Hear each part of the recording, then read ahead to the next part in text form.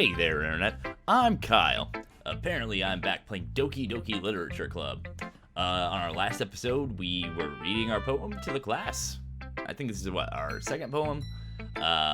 We'd already read it to Yuri, and now we are down to Natsuke and Monika. Oh, we also read it to Sayori. Forgot about Sayori. I'll go with Natsuke last, because she's kind of the worst. Hi again, Kyle. How's the writing going? Alright, I guess. I'll take that. As long as it's not going bad. I'm happy that you're applying yourself. Maybe soon you'll come up with a masterpiece. I wouldn't count on that. You never know. Want to share what you wrote for today? Sure, here you go. I give my poem to Monika. Ellipses. Alright. Great job, Kyle. I was going, ooh, in my head while reading it. It's really metaphorical. I'm not sure why, but I didn't expect you to go for something so deep. I guess I underestimated you. It's easiest for me to keep everyone's expectations real low. That way, it always counts when I put in some effort. That's not very fair. Well, I guess it worked anyway. You know what? Yuri likes this kind of writing, right? Writing that's full of imagery and symbolism? Unlike Sayori, who likes more simple and direct words to describe happiness and sadness. Yuri likes it when readers are left to derive their own meaning out of it. It's very challenging to write like that effectively, both allowing people to get something out of it just by feel, or letting them deeply analyze all the nuances. It can take years of practice, which I'm assuming Yuri has at this point. I never really asked, though. I'm sure I'm nowhere near her level yet. Don't worry so much about that. You do your own thing. Just keep exploring and learn by trying new things. But anyway, you want to read my poem now? Sure. I like the way this one turned out, so I hope you do too. Alright, let's take a look. Save me. The colors, they won't stop. Bright, beautiful colors. Flashing, expanding, piercing. Red, green, blue. An endless cacophony of meaningless noise. That doesn't sound great. The noise, it won't stop. Violent, grating, waveform. Squeaking, screeching, piercing. Sine, cosine, tangent. Like playing a chalkboard on a turntable. Like playing vinyl on a pizza crust. An endless poem of meaningless.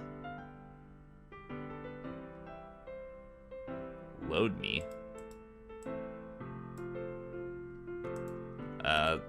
That's kind of strange and foreboding. It's even more abstract than your last one, huh? Uh-huh. I guess just the way I write. I'm sorry if you don't like it. No, I never said that. It's just kind of a thing I've really never seen before, I guess. I kind of like playing with space on my paper. Choosing where and how to space your words can totally change the mood of the poem. It's almost like magic. The way I wrote the lines, really short, makes it feel like they're trying to speak over the noise. I see. It's still hard for me to tell what it's about, though.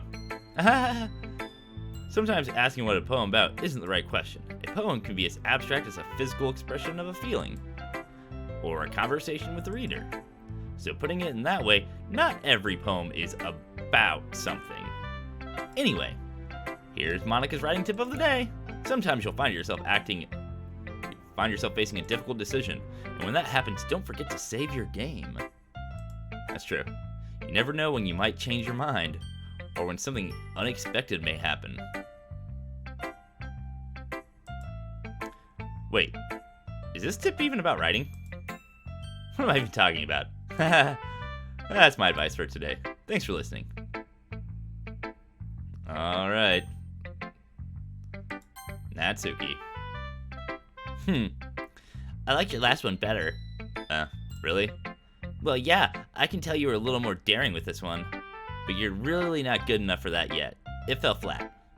That may be true, but I just wanted to try something different. I'm still figuring this all out.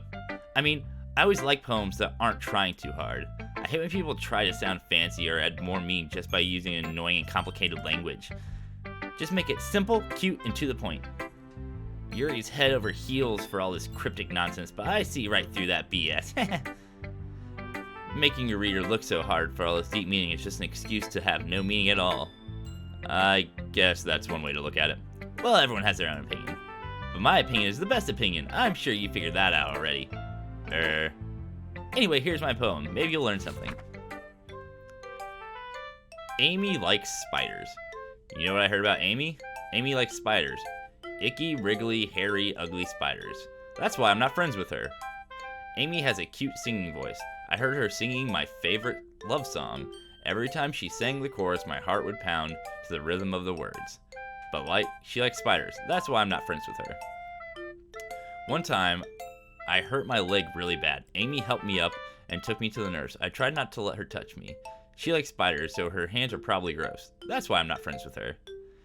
Amy has a lot of friends. I always see her talking to people. She probably talks about spiders. What if her friends start to like spiders too? That's why I'm not friends with her. It doesn't matter if she has other hobbies. It doesn't matter if she keeps it private. It doesn't matter if it doesn't hurt anyone. It's gross. She's gross. The world is better off without spider lovers, and I'm gonna tell everyone. That's weird. Not bad, right? That sucked. What did Amy ever do? It's quite a bit longer than yesterday's.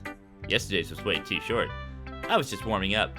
I hope you didn't think that was the best I could do. No, of course not. Anyway, the message is pretty straightforward in this poem. I doubt I have to explain it. Yeah, I don't know who Amy is, but I think she's gonna be fine without you as a friend. Sometimes you can explain complicated issues with much simpler analogies, and it helps people realize how stupid they're being.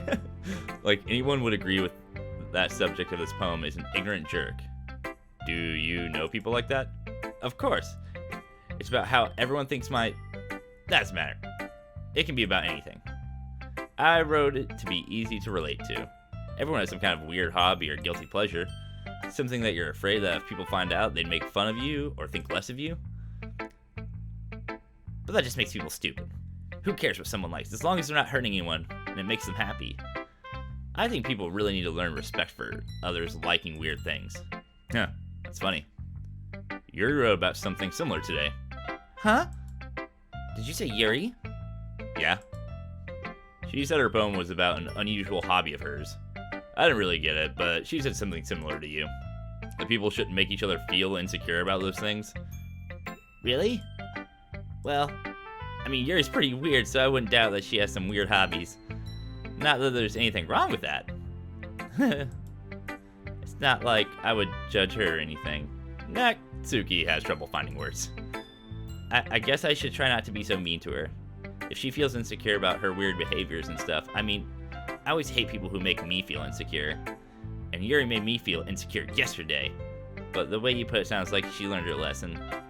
Well, I would say so. Even if her writing style is really different, I'm sure she'll appreciate the message in your poem. It's what I do best, after all. I don't like writing unless there's a good message to take away from it. Like, conveying emotions is important, but I want to make people think, not just feel. Remember that. I'm gonna write a good one for tomorrow too, so look forward to it. Okay, everyone. We're all done reading each other's poems, right? I have something extra planned today, so if everyone could come and sit at the front of the room. Is this about the festival? Well, sort of. Ugh, do we really have to do something for the festival? It's not like we can put together anything good in just a few days. We'll just end up embarrassing ourselves instead of getting any new members. That's a concern of mine as well. I don't really do well with last-minute preparations. Don't worry so much. We're going to keep it simple, okay? We don't need much more than a few decorations. Stori's been working on posters, and I've designed some pamphlets that we can give out during the event. Okay, that's great and all, but that doesn't tell us what we're actually going to be doing for the event. Oh, sorry. I thought you heard about it already. We're going to be performing. Performing? Monica? Yeah, we're going to be having a poetry performance. Each of us is going to choose a poem to recite during the event. That is terrifying. But the cool part is we're going to let anyone else come up and recite poems too. Sayori's putting it all on the poster in case anyone wants to prepare ahead of time. Sayori, who's been coloring a poster, holds it up for us to see. Are you kidding me, Monica? You didn't already start putting those posters up, did you? Well, I did. Do you really think it's that bad of an idea? Well, no. It's not a bad idea, but I didn't sign up for this, you know. There is no way I'm going to be performing in front of a group of people like that. I agree with Natsuki. I could never, in my life, do something like that. Imagining it, Yuri shakes her head in fear. Guys? No, Sayori. I understand where they're coming from. Remember that Natsuki and Yuri have never shared their poems with anyone until a couple days ago. It's a lot to ask for them to recite their poems out loud to a whole room of people. I guess I kind of overlooked that, so I'm sorry. But I still think we should give it our best. We're the only ones responsible for the fate of this club. If we start the event and each put on a good performance, then it will inspire others to do the same. And the more people who perform, the better we'll be able to show everyone what literature is all about. Yay! It's about expressing your feelings, being intimate with yourself, finding new horizons, and having fun. That's right. And it's those reasons that we're all in this club today. Don't you want to share with others? To inspire them to find the same feelings that brought you in here in the first place? I know you do. I know we all do.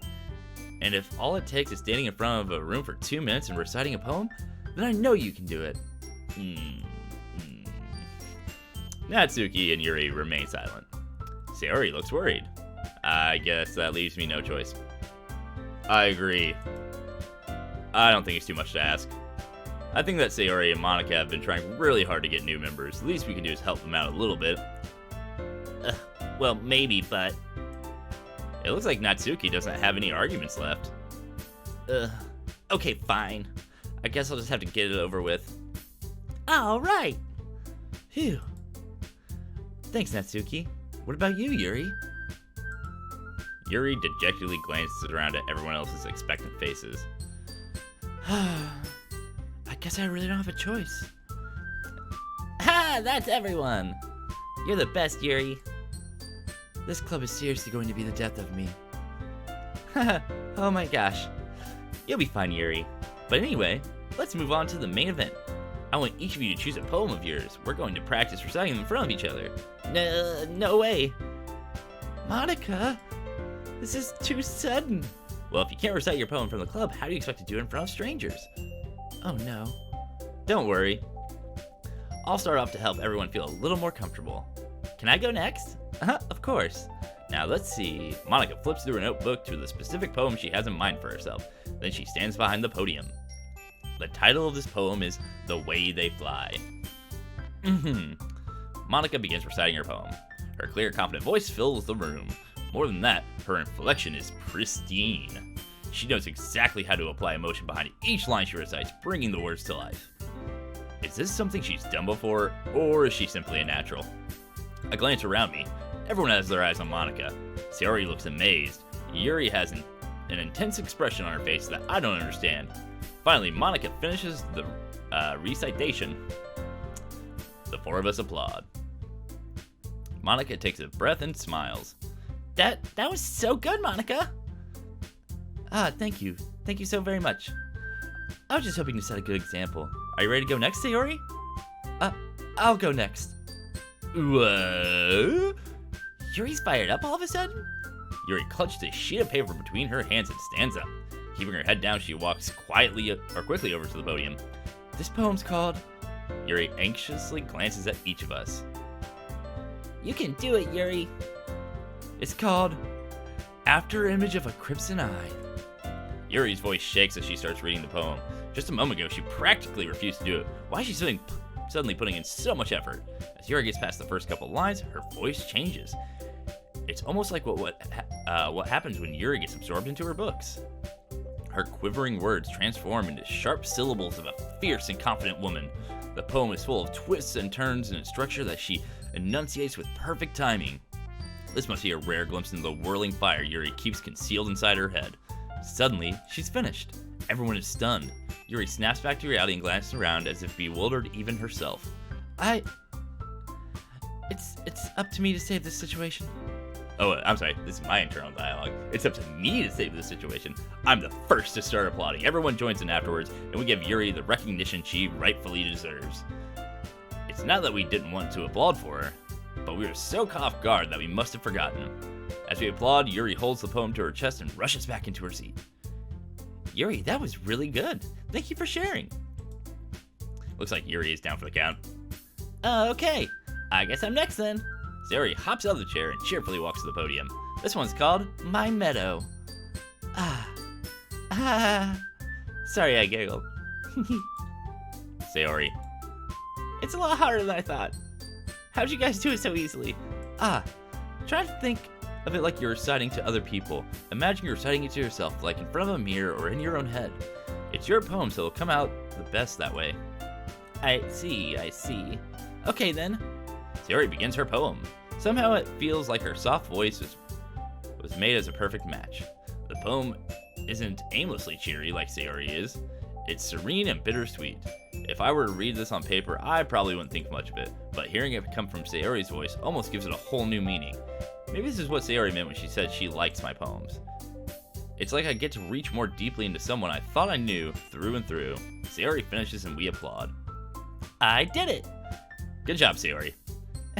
Even Kyle liked it. I guess that's a good sign. What does that even mean? It came out nicely, Sayori. The atmosphere of the poem fits you really nicely, but it might be that other poems wouldn't work quite as well with that kind of delivery. I don't really understand.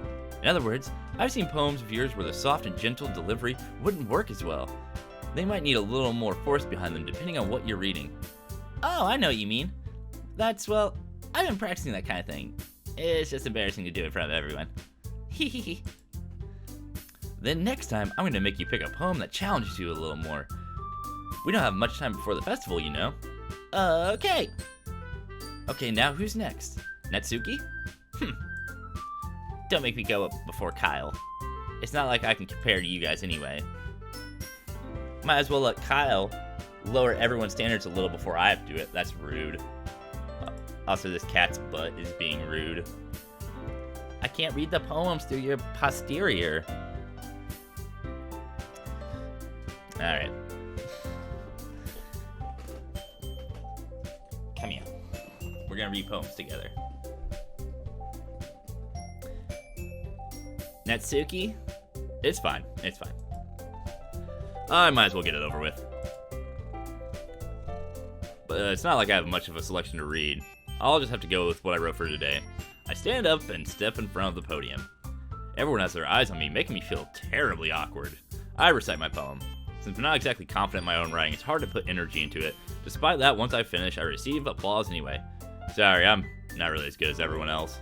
Don't worry about it so much. I think it's less about your abilities and more about your lack of confidence in your writing. That's something that'll improve over time, though. Yeah, maybe. Alright then. That just leaves you, Natsuki. Yeah. I'm going. Natsuki begrudgingly... Hey, you don't get to begrudgingly go and stand in front of the screen. Why don't you get down? Ow, my knee. Natsuki begrudgingly gets out of her seat and makes her way to the podium. This poem is called... Why are you all looking at me? Because you're presenting? You're back. Huh. I can't, Pogo. I'm gonna move the window up. Alright. There we go. This poem is called Jump. Natsuki takes a breath. Once she starts reciting the poem, her sour attitude disappears a little. While she's still a little unenthused, her poem has a rhythm and rhyme to it. It's Natsuki's trademark style, and it works surprisingly well when spoken aloud. The words feel like they bounce up and down, as if giving life to the poem. Natsuki finishes and everyone applauds. She huffs back to her seat. That wasn't so bad, was it? Easy for you to say. You better not make me do that again. Well, do you at least feel prepared enough to recite a poem in front of other people? I mean, doing it in front of other people will be way easier. I can put on whatever face I want for other people, but when it's just my friends, it's just embarrassing. That's a surprise, Natsuki. I think it would be the other way around for me. Well, that's just how it is, so... Well, I guess in that case, you don't have much to worry about for the festival. That said, I want to thank everyone for coming through. It might be hard, but I hope you all have an idea of what it's like now. Make sure you pick a poem and get enough practice before the festival, okay? I'll be making pamphlets so that we know ahead of time what you'll be reciting. Jeez. I should probably find some other poems to recite instead. That's fine too. It doesn't have to be your own. I'm already pleasantly surprised that you're putting in all this effort for the club. It makes me really happy. Yeah, no problem. Ooh, music change. Okay, everyone, I think it's about it for today. I know the festival's coming up, but let's try to write poems for tomorrow as well. It's been working out really nicely so far, so I'd like to continue that. As for the festival, we'll finish planning tomorrow, and then we'll have the weekend to prepare. Monday's the big day. I can't wait. I can do this. I can do this. Alright. I stand up. There's no way I'll be able to find the same enthusiasm as Sayori and Monica, but I'll do my best to get through it. If it's for the sake of the club, and impressing Monica. Then I'll have to do my best. Ready to go, Sayori? Yep. Look at you two always going home together like that. It's kind of adorable, isn't it? Jeez, guys. Don't make such a big deal out of it. It must be a little nice, though. Well, how am I supposed to respond to that? It's okay, Kyle. You don't have to say it. Whatever. Let's go already. I walk with Sayori once more. Even though it's only been a few days, a lot of things have already changed. But today, Sayori is being a little quieter than usual on the way home. Hey, Sayori? Sorry, I was spacing out. No wonder. I was thinking about something from earlier. I like how we get to... Sayori fumbles with her words. So let's just say that one day Yuri asked to walk home with you. What would you do? What kind of question is that? You're kind of putting me on the spot here.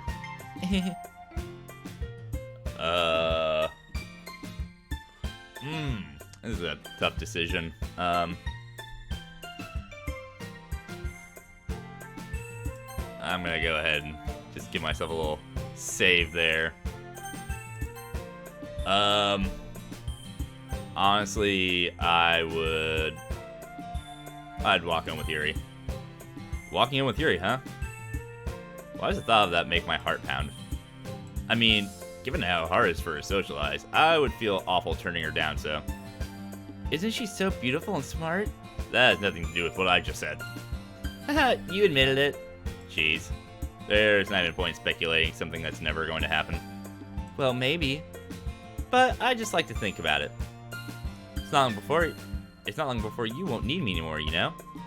Need you? Sayori? I can't figure out how you're seeing things in your head right now. Sorry, everyone is different. Nobody in the club is a replacement for you. If you say so. The conversation trails off and I'm left feeling incredibly awkward. But it was kind of her fault for trapping with such a weird question. I just can't lie to her. But if there's something that makes her happy, I would hate to take that away from her. That's why I said there's no point in speculating. Then again, the festival's only a few days away. Who knows what will happen in that time? Time to write another poem. Okay. Yeah, let's see. We're gonna go for words that, yet again, I think Yuri will like. I'm gonna go unending. Existence. Massacre. Frightening. Suicide. Meager. Entropy. Grief. No! Disaster. Graveyard. Disarray. Intellectual. Wrath. Yeah, we're like, what? 13 for 14 here. Anxiety. Depression. Oh. Horror.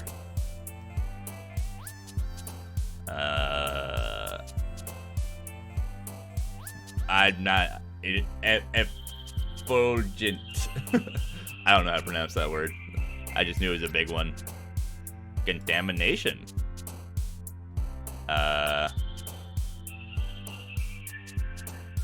Vertigo? Okay. Let's see. Vivacious. I do know that one. Alright. Oh man, I'm the last one here again.